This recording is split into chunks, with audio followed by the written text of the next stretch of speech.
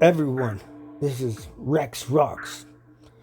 Right now, we're going to talk about Superman artists because Superman has been around for a long time, and there's a lot of artists that have been there with Superman.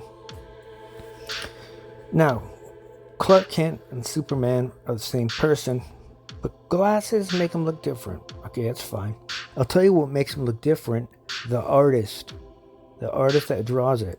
And the thing is, with a staple of comics such as Superman, there's no shortage of the best artists available, or the most consistent artist available, or the best penciler available. And of course, that's not the same as the best inker available, which is also not exactly going to fit into the concept of the best letterer available. That's why I picked Superman. I'm actually not a huge fan of Superman comics. I think he's totally OP'd, overpowered. And there are some runs that I read with the comic called Batman Superman that I liked a lot. Actually, I actually like the point that they made to make sure that Supergirl was super hot for a comic book character, so I like that. But when you get different artists, you get a different vibe. So first off, I'm going to talk with one of my favorites who has passed away. He was a huge influence on Superman comics for years. Michael Turner. Michael Turner is probably my favorite standardized artist for Superman. His line work was great. When he inked, it was great. How he put together a page, fantastic. It's such a shame that we lost him, because that guy was pretty amazing in all aspects. Oh, and the colorist, of course, is very important, particularly with Superman, where his costume depends on having that right blend of the right blue, the right red, the right yellow. So Michael Turner, R.I.P. Love that guy. So good. Now we're going to talk about Jae Lee. I'm not sure if any of you have read Jae Lee and seen his art in All-Star Batman. But he had the writer. I don't know if it was Jae Lee or not. Bruce Wayne locks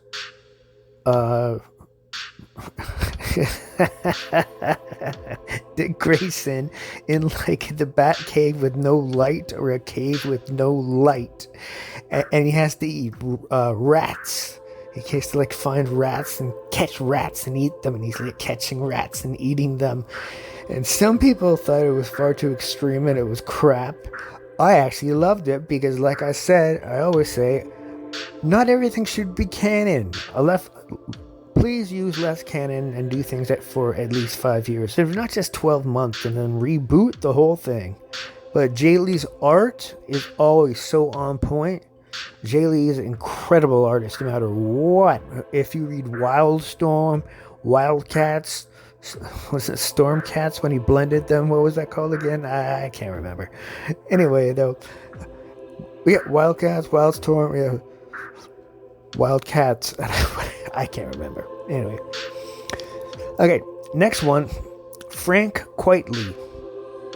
Frank Quitely's Superman is very distinctive.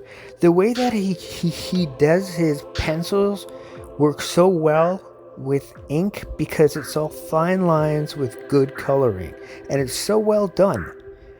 Nobody can dislike Frank Quitely's Superman art, and actually all of his art, because he's so well at doing things with this fine line with a little kind of a crosshatch, and it looks fantastic.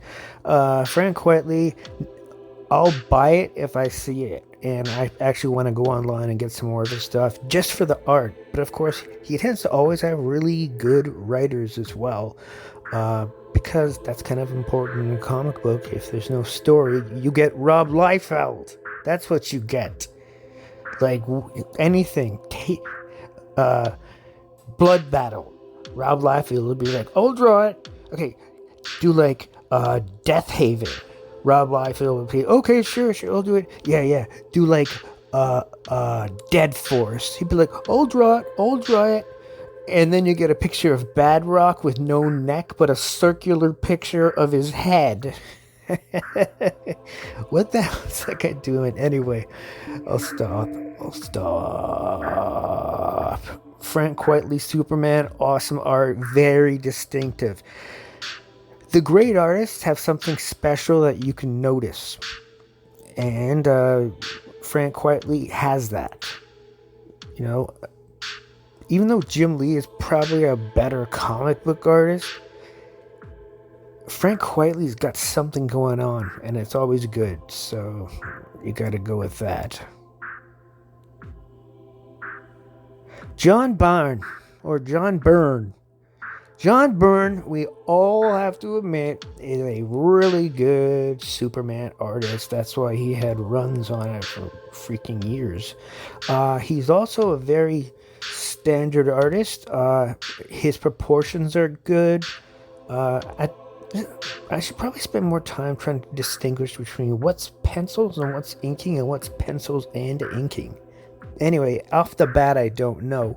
But I'll tell you, though, that I love John Byrne.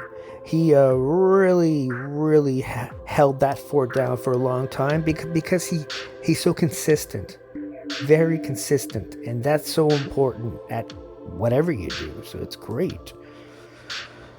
Now we're going to talk about Dan Jurgens. My first experience with Dan Jurgens, tell me if I'm wrong, it was with, he was one of the main guys doing The Death of Superman. Dan Jurgens did awesome art there. Loved it. Must have been intimidating to have to draw the picture of when, like, Superman's dead. Because, like, that will live on forever. You know what I mean? Or him just being collapsed from Doomsday just freaking destroying him. So that was pretty amazing and pretty cool at the same time. Loved it. Oh, there we go. Now I got some pencils. Let me check out his pencils straight up. Here we go. Yep, Superman going forward. Proportions are great. The dimensions are great. Yeah. Guys like him, they're meant to be comic book artists. They really are. Now we're going to go on to not really a Superman stretch artist. Stretch meaning like they stayed for a year. But Alex Ross, I freaking love his Superman art. Because it's all basically painted in gouache, and it looks fantastic. I'm looking at a whole spread of these right now, and it's like, somehow he makes it look romantic, like it's like 1965. And it's like, that guy has this ability, it's insane, to just make things look so perfect. And I do like how he, like, washes out buildings in the far back, and, like, it's just magnificent. There's not much to say about Alex Ross except if I had a comic, I'm actually working on a comic right now. If I had a comic, I would pay Alex Ross to just do a cover or two if I could afford it, because that would be incredible. Alex Ross, never a long-term Superman artist, but he did great covers, and he also did, which I've read a bunch. I have a few versions. That one I actually bought one to get graded, and then I have one that I read, and it looks fantastic. Kingdom Come, or Kingdom Gone, I think? Or is it Kingdom? I can't remember. Anyway, though, Alex Ross blows everything up to a level that nobody can meet, so nobody would even try. Now, we're going to talk about my actual favorite comic artist, which is hilarious because nobody would ever use this guy. Jae Lee. Jae Lee. I started buying Aquaman. This is like a long time ago, but I was a kid, and his cover art and the interior art of Aquaman was like mind blowing to me because it was so not in proportions. It was so not Alex Ross or not Michael Turner. It was literally just like almost abstract art. It was crazy, and it blew my mind. I loved it. Absolutely did. What's odd though is the fact that I think I actually read that he said that he can't even do the art that he used to do because he can't remember how he did it. So that's kind of funny. But the most magnificent part about that is the fact that when you look at, like when he did Dark Tower, I don't know who there who's read Dark Tower, but like it was okay. He's gone to kind of like pencil thin with heavy blacks, and it's not chaotic or chaos. He's the exact opposite of the guy that he used to be, but both guys, the new one and the used to be, are incredibly good. Jae Lee, I just love him. That guy can draw anybody from Superman, Wolverine, who the hell knows, but like that guy can pull off anything. He's so well composed now, but then before, when he first came out, Aquaman, he was mayhem. And then I bought Youngblood Strike Force. When Youngblood Strike Force came out, I only bought 3 issues of it, but half of it was drawn by Jae Lee. It was about Chapel and a dude that looked like an armored Captain America. I can't remember. Oh, Super Patriot. That was it. Jae Lee would draw Super Patriot. No, sorry.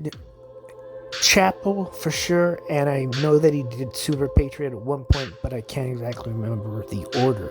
But his art though, like now, it's so clear and distinct and focused, and it follows those line work, but then he does big blackouts and blobs that really add to the contrast, as opposed to when he was doing Namor, which was a lot messier if you look at it.